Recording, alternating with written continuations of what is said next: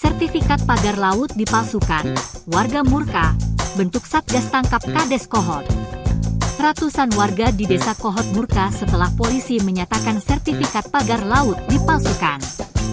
Sebanyak 400 warga membentuk satuan tugas, Satgas, cari dan tangkap Arsin, Kades Kohot. Sebelumnya Badan Reserse Kriminal, Bareskrim, Polri telah mendapatkan informasi bahwa pemalsuan surat sertifikat hak guna bangunan, SHGB, dan sertifikat hak milik, SHM, di Desa Kohot, Tangerang, diduga terjadi sejak tahun 2021.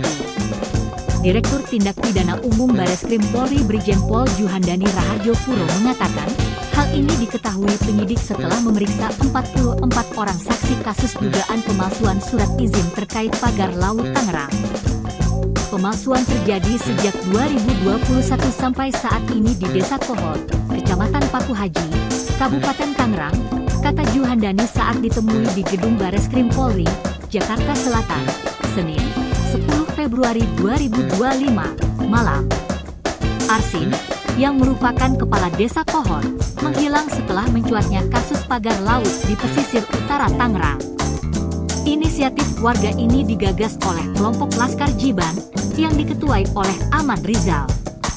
Ia mengungkapkan bahwa kelompoknya terdiri dari 400 anggota, termasuk warga kampung Alar Jiban, lokasi tempat pagar laut berada.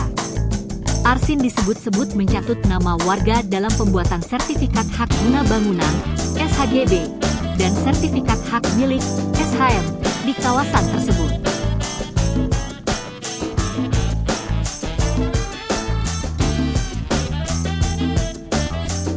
Download Tribun X sekarang, menghadirkan lokal menjadi Indonesia.